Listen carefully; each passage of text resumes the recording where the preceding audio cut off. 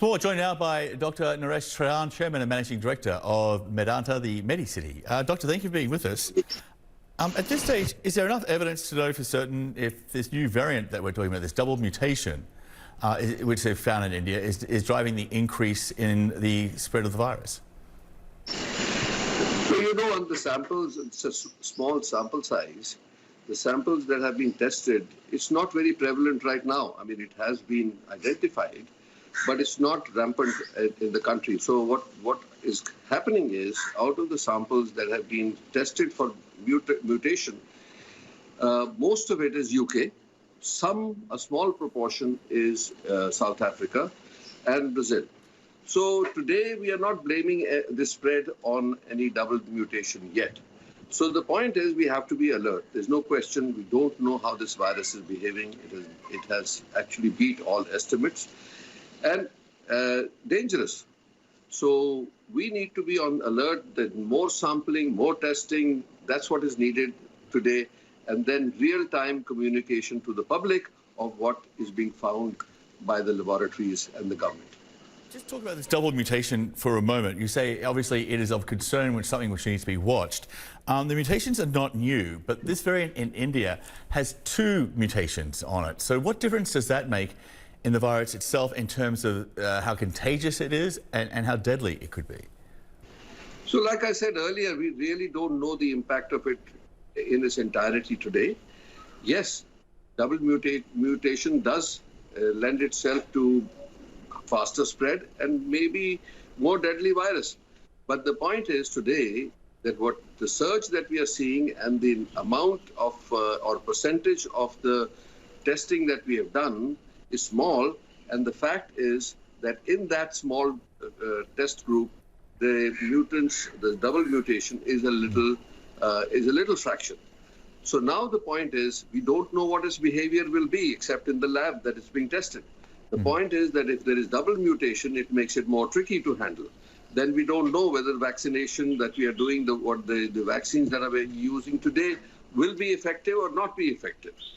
So I think that these are concerns on the horizon. I think as far as India is concerned, the government is actually real time working on it day and night, and we are doing enough background check on these in our laboratories. So I think overall there is a sort of a danger looming over our head around the world, of course. And this, like we said, we in India thought that we were seeing a decline and we may escape the second surge.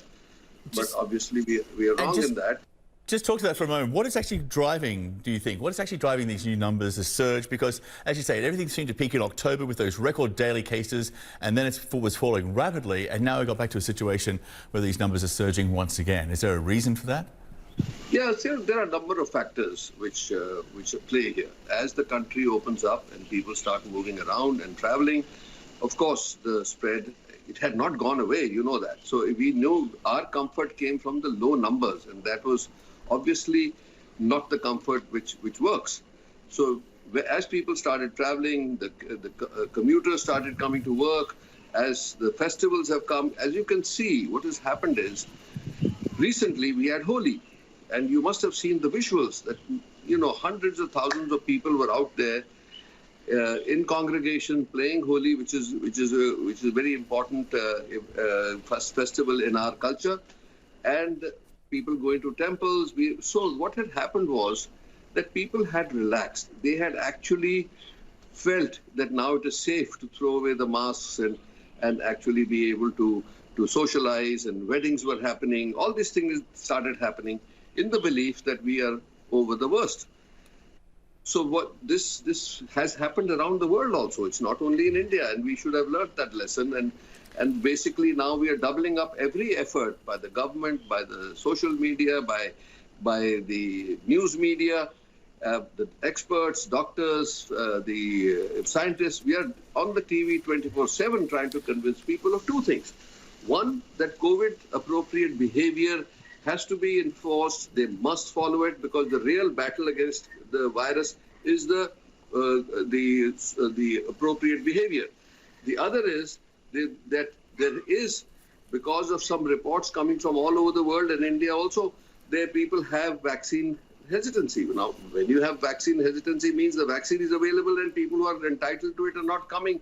So it's now reached about 60% or more. But the fact is that we have to convince the people that the vaccine is safe, it is effective, and unless we get, and India has, I must give credit to the government that they have established 30,000 vaccination centers. There is enough vaccine available now, and we are requiring more and more. So if we can, upwards of 300 million vaccines are given, 2 doses to our population, I think then we will be able to breathe a little easier because of the fact of the belief that there will be herd immunity at that time.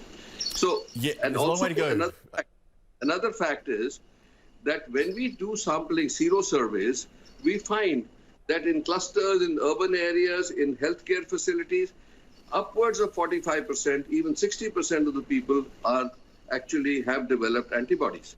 So if that's the case, then we already have a large proportion of the population which didn't know that they got the virus, but have developed antibodies, means that we have a good start to this whole campaign of trying to reach herd immunity. Doctor, thank you so much. Dr. Naresh Trehan there for us. We appreciate your time today. Thank you, sir. Thank you.